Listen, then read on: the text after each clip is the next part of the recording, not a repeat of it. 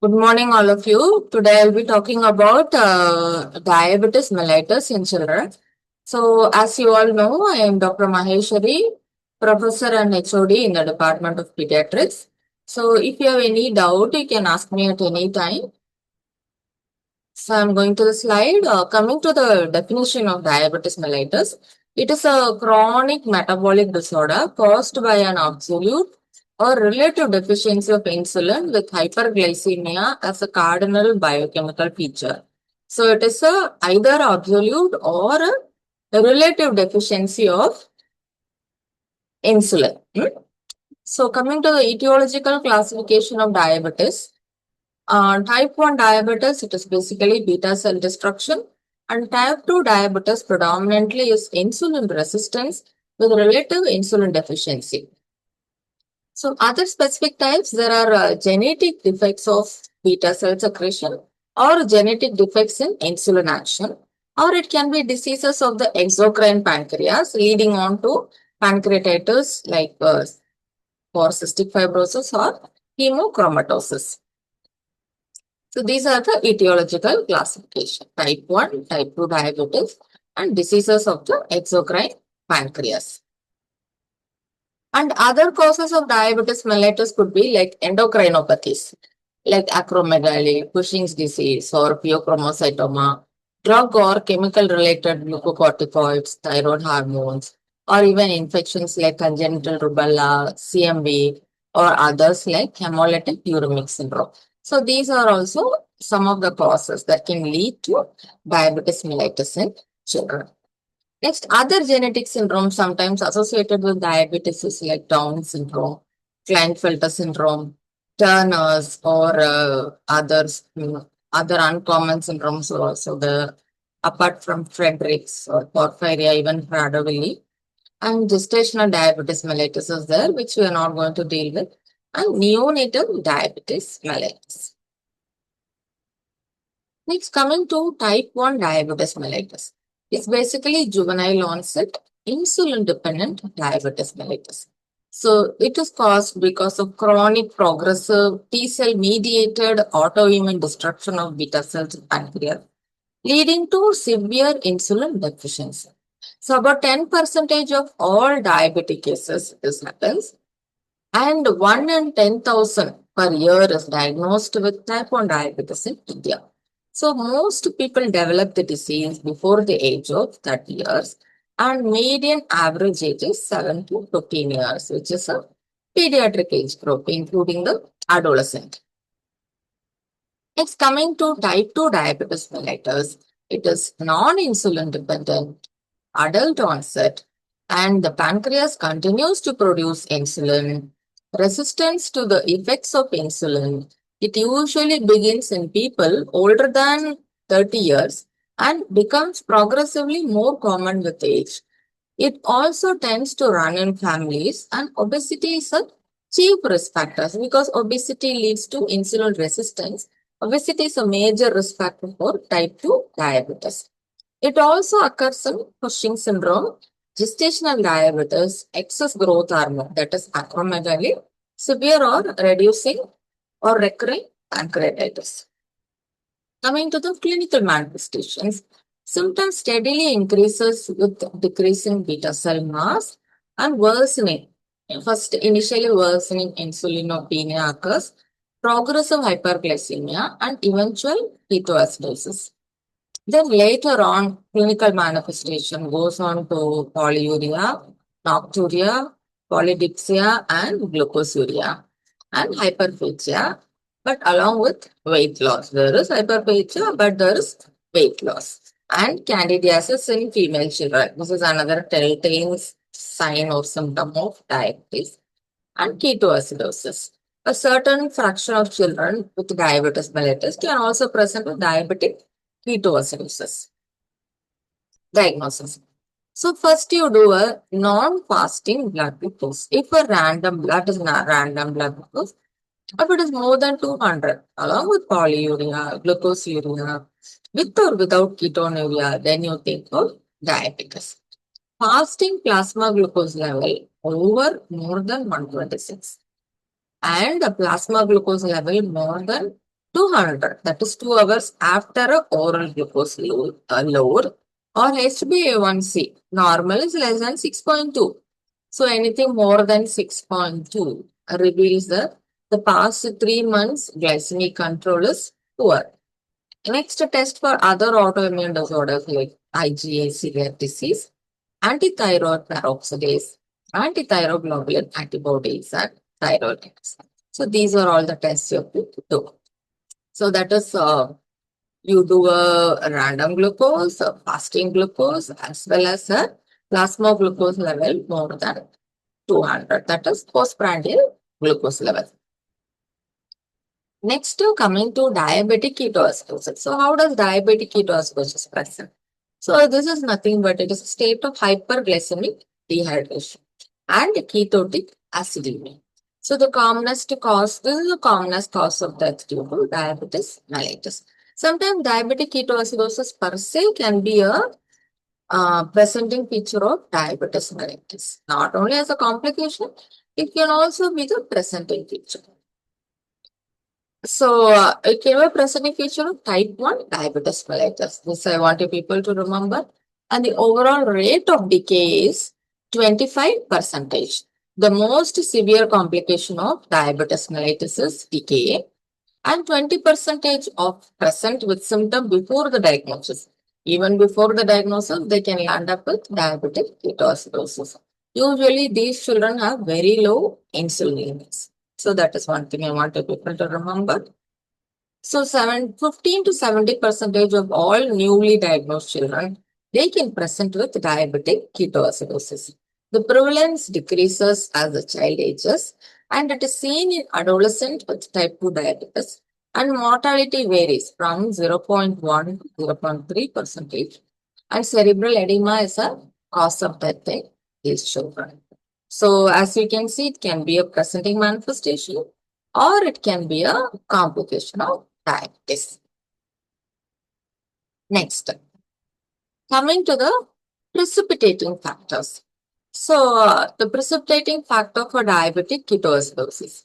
So, it happens to either children who are non-compliant to insulin therapy, which is the most common cause, meaning skipping insulin dose, or too much of hypereating or partying, but not taking insulin, and psychological problems complicated by eating disorders like bulimia nervosa or infection. Infection is another common precipitating factor.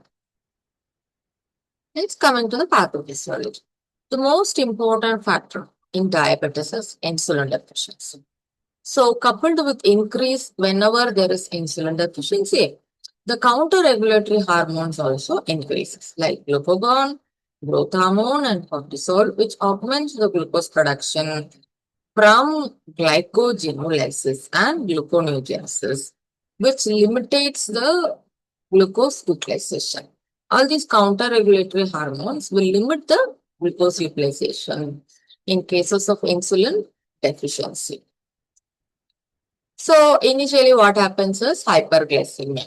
So osmotic diuresis and loss of calories and electrolytes and persistent dehydration and hypersecretion of stress hormones, epinephrine, cortisol, growth hormone and glucagon, all these can lead to glycogenolysis, gluconeogenesis, glycolysis, ketosis, and increase in lipids and free fatty acids. So hyperglycemia leads to all these problems. Glucagon shunts the free fatty acids into ketone body production, and that leads to ketone body formation like acetoacetic acid or beta hydroxybutyrate. So all these leads to acidosis. So hyperglycemia, use of what all can happen? Next, glucagon converts all these things, free fatty acids, into ketone bodies. Next, dehydration also causes lactic acidosis. Acidosis causes shift of intracellular ions like potassium or phosphate to the extracellular compartment, which is lost in urine. So, leading to potassium and phosphate depletion. So, decrease in phosphate results in reduced oxygen delivery to the tissues. That is because a component involved is 2,3-APG. Next, coming to the clinical features, keto acids produces abdominal discomfort, nausea, vomiting, and further dehydration. So here one important thing is sometimes what happens, people presenting with DKA can have acute abdomen. So they might end up in surgery also. So this is one differential diagnosis that you have to keep.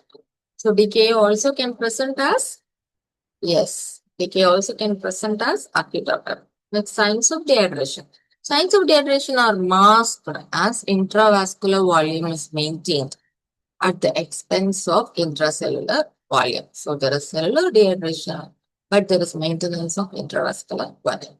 So deep, heavy, that is called as postnose breathing. That is fruity odor and rapid breathing happens because of ketoacidosis and confusion leading on to coma. Next, dehydration can be there along with hypotension, shock, and then signs of infection. There can be polyuria, polydipsia, shortness of breath, and of course, postnose breathing, like I already told you, like acidosis, and fruity odor in breath, that is ketones. So these are the clinical features in diabetes mellitus. So in case if people have any doubt, you can interrupt me and ask at any time. Alright. So next comes the physical findings. In physical findings are tachycardia, reduced skin turgor, dry mucous membrane, hypotension, tachypnea, tender abdomen, lethargy, and mouth. So these are the physical findings that you can see in children with DK. Basically, they present with severe dehydration. Sometimes they can go into shock also. Coming to the complications. So the common complication that is seen in DK is cerebral edema, hypokalemia, septic shock, hypoglycemia, cerebral hemorrhage, and pancreatitis. Like I already told you, cerebral edema is a major complication in DKA that can lead to death if it is not treated. Then hypokalemia, of course, because there is cellular shift. From the extracellular, it is shifting to the intracellular. That's mean hypokalemia. And these people are more prone to infection. So there is septic shock, hypoglycemia, and other complications. Cerebral edema. So a headache. They can present with headache, bradycardia, then altered sensorium, and desaturation. So these are some of the symptoms. Usually it occurs in the first 5 to 15 hours of therapy. It can happen. So the treatment of choice is IV mannitol or hypertonic saline can be given. So whenever there is hypotension, avoid IV mannitol and hypertonic saline can be given. And IV fluid should be reduced. It is like reduced to 2/3 of the maintenance. Next, coming on to the problems to be managed. Of course, dehydration you have to manage along with shock and acidosis, hypokalemia, hypoglycemia, cerebral edema, and infection. So let us all see these all one by one. So diagnosis. So coming to the diagnosis, how will you diagnose a case of diabetic ketoacidosis? There will be hyperglycemia. So blood glucose will be more than 250 milligrams per deciliter. And the pH, it will be acidotic, diabetic ketoacidosis. So presence of hyperglycemia, ketosis, and acidosis. So acidosis, the pH is less than 7.3. And bicarbonate is less than 15 milliequivalents per liter. Next, the sodium level is low, potassium may be low, and it also decreases with insulin therapy. So about which you should be careful. And then leukocytosis and hypertriglyceridemia. So the increased serum ketone levels, it is detected by the test called as sodium nitroprusside test. The levels of particularly beta hydroxybutyrate is detected even better compared to the other ketone bodies. Management. So insulin therapy, first and foremost is insulin therapy. Next is fluid replacement. Fluid replacement will correct the acidosis as well. Remember, bicarbonate is not mandatory in treatment of TKA. Fluid replacement per se will correct the acidosis. Next, treatment of the underlying cause and monitoring. Monitoring is very important. So that is also next part of management. So coming to the IV fluids to correct dehydration. So first you correct the shock. So shock, how will you correct? In the first hour, you give 0.9 percentage of sodium chloride. So you give a bolus of 10 to 20 ml per kg. Either you give normal saline or you give RLS bolus. You calculate the fluids based on as if there is 10 percentage of dehydration. And treatment for dehydration. First you give a bolus for shock. After that, you go for dehydration treatment. So, in the second hour onwards, you can give half normal saline till the blood glucose comes up to 300. Then, after that, you start insulin drip. Insulin drip you start at around 0.1 units per kg per hour after initial hydration.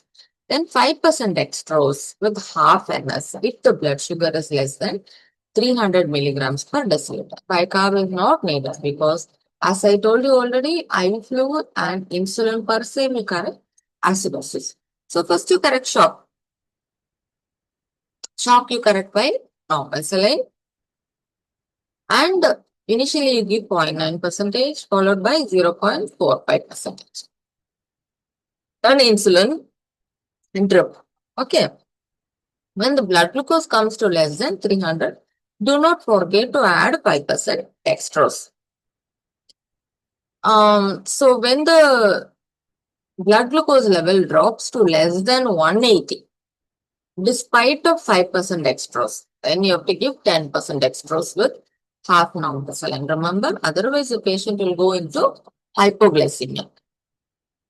Next, if the blood glucose is less than 150 milligrams per deciliter, that is, it is coming even lesser, then you reduce the insulin drip at the range of 0.02 units per kg per hour. So the rate of fall of blood glucose, it should not fall rapidly. So the fall should be 80 to 100 milligrams per deciliter per hour. Do not discontinue insulin until after the subcutaneous insulin has been given. So when you're giving IV insulin, if you're planning to reduce or planning to stop, always do it after giving subcutaneous insulin. Do not abruptly stop insulin. Insulin must be continued until the pH is more than 7.36. Serum bicarb is more than 20. So this is another one thing I want you people to remember. So pH more than 7.36 and sodium bicarbonate more than 20 milliequivalents per liter. Alright. So next, bicarbonate is not routinely used. As I already told you people, it is only insulin and replacement of fluids per se is enough for treatment of acidosis. So the indications are very rare, like pH less than 7 and serum bicarbonate 5 to 10 milliequivalents per liter. This is the only indication for using bicarb in a case of diabetic ketoacidosis. So give half of the correction over 24 hours. Put it in IV fluid. So discontinue when the serum pH is more than 7.1 and the serum bicarbonate more than 10 milliequivalents per liter. Alright. Next, going to the vital signs and neurological signs. So the vital signs and neurological signs need to be monitored every hour. Fluid balance, that is both intake and output chart should be there, and blood glucose, electrolytes, pH, all this should be monitored. Initially 1 to 2 hourly, then after that every 4 hourly.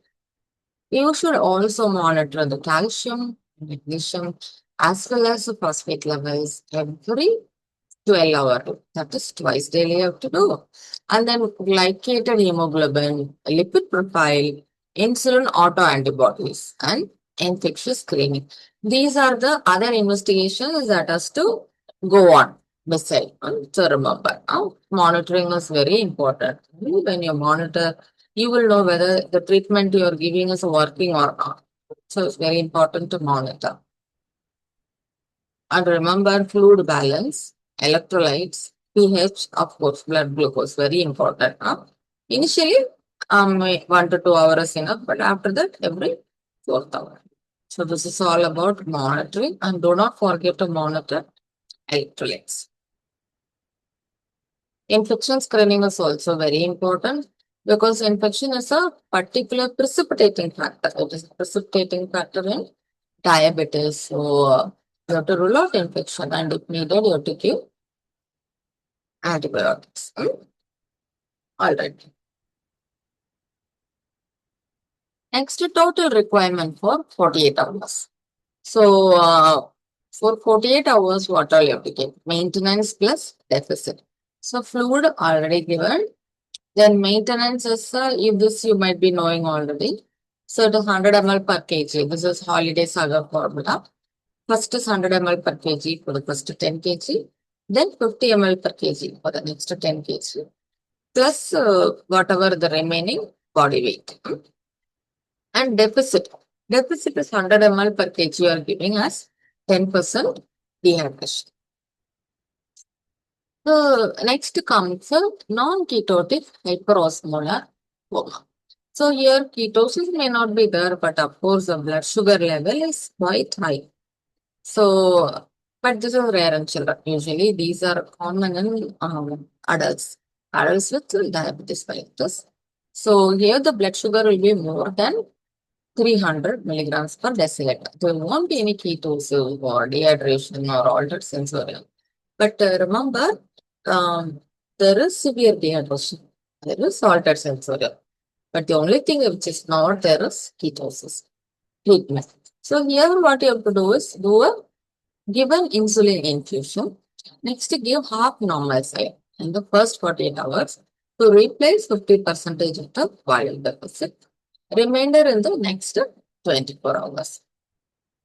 So when the blood glucose is less than 300, then you change it to 2% normal saline with 5% dextrose water with 20 milliequivalents of potassium.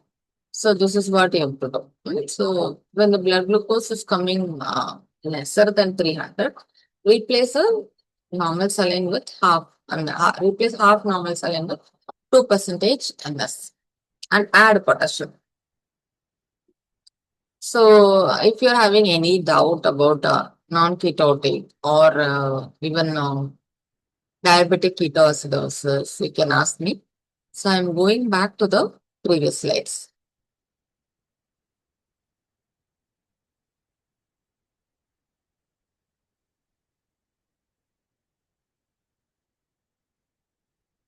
I'm going back to the previous slide from the beginning.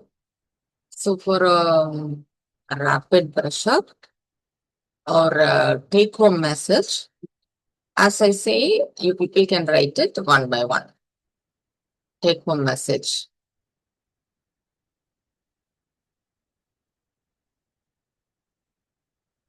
So a definition, I think all of you remember.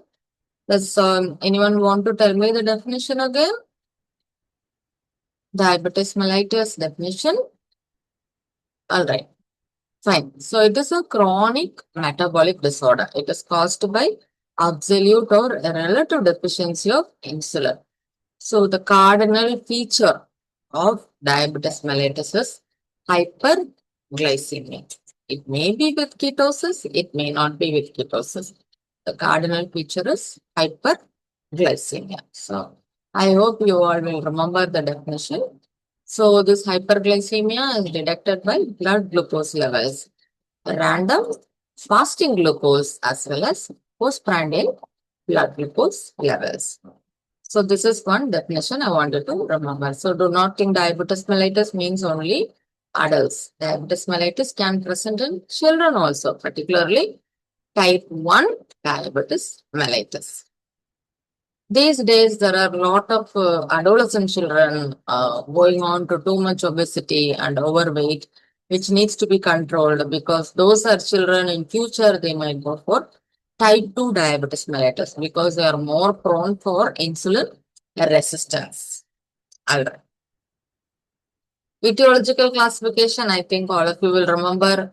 At least have in mind type 1 and type 2 diabetes. If not the other etiology, these are the most important. Beta cell destruction and insulin resistance. So these are the main etiologies. Of course, pancreatic disorders or endocrinopathies or drugs, particularly when we are pumping in steroids. Sometimes bronchial asthma or even nephrotic syndrome and we're pumping in steroids, we never know. They might go into hyperglycemia and pre-diabetic state. So these are the children who needs to be monitored. So another one that was being overlooked, meaning they might have congenital rubella, CMV, means these are torch infections. They might be having from birth, but later on they are prone to develop diabetes. So these fellows need to be monitored, okay, which is very important. All right, now I'm not going to go into the genetic syndromes and all again. So the only thing I want to remember is the common genetic syndrome that we usually see is Down syndrome. So Down syndrome is one of the major risk factors for diabetes mellitus. All right. So I'm skipping all the incidences again. So coming to the clinical manifestations. So this you people already know. So there is weight loss in spite of adequate food intake. This is one thing I want people to remember. Weight loss in spite of adequate food intake. Along with polyuria, polydipsia, and polyphagia. Means hyperphagia is there. In spite of all this, in spite of hyperphagia, there is weight loss. Clinical manifestation being polyuria, polydipsia, and glucosuria. The other important thing is, of course, if it is female children, they can present with candidiasis and hyperglycemia, which is progressive. If you don't treat it, it is progressive. Progressive hyperglycemia is the hallmark of diabetes mellitus. And as I already told you people, sometimes ketoacidosis. Diabetic ketoacidosis can be the presenting manifestation of diabetes mellitus, particularly in type 1 diabetes mellitus. So now coming to the diagnosis, I just want to repeat the diagnostic aspects of diabetes mellitus. So you can do blood glucose in 3 stages. One is random, another one is fasting, another one is postprandial. That is 2 hours, 2 hours after food. So these are the most important types of glucose levels that is needed in order to diagnose diabetes. So fasting more than 126, random more than 200, and postprandial also more than 200. All these are suggestive of diabetes mellitus. This is a diagnostic criteria. One more is HbA1c. This should be less than 6.2 normally. Suppose if it is more than 6.2, then this also goes in favor of diabetes mellitus. Particularly, it indicates the glycemic control over the past 3 months. And suppose if you suspect autoantibodies, then other tests are being done. But I want you to remember the glucose levels, fasting, random, and postprandial. So diabetic ketoacidosis, I already told you. So this is a hyperglycemic, as the name suggests, most important. As a name suggests. So what all can go wrong? So there is diabetic component. So there is hyperglycemia. There is ketosis component and there is acidosis component. So this is diabetic ketoacidosis. Either it can be a presenting manifestation or it can be a part of a complication. So this is something I want you to remember. And this is the most commonest cause of death due to diabetes mellitus. So remember, it can be an initial presentation or it can be a complication. And 20% of them can present with symptom before diagnosis. 20% of them, even before diagnosis of diabetes, can present as diabetic ketoacidosis. And particularly, these people are having very low insulin levels. So this, I hope you people will remember the definition of diabetic ketoacidosis. And treatment, of course, precipitating factors, another one thing is infection. Most important is non-compliant therapy. Another one is infection. I'm not going to the pathophysiology component. Clinical pictures, I hope you people remember. So, management, of course, insulin, fluid replacement, treat the underlying cause and monitoring. So, here the next important thing is non-ketotic hyperosmolar coma. As the name suggests, ketosis is not there, but hyperglycemia is there and coma is there. Severe dehydration alters insulin, but there is no ketosis. So, this is the only difference. There is no ketosis. But this is rare in children. Usually they present in adults. So if you people have any doubt, you can ask me before I wind up the class. I hope the take home message, you all understood the take home message. Since already diabetes class was already taken once. So I went into the complications, PKA and unketotic hyperosmolar coma and how to treat them. So if there is no doubt, I will wind up the class. All right. Can I wind up the class? Okay then. Thank you.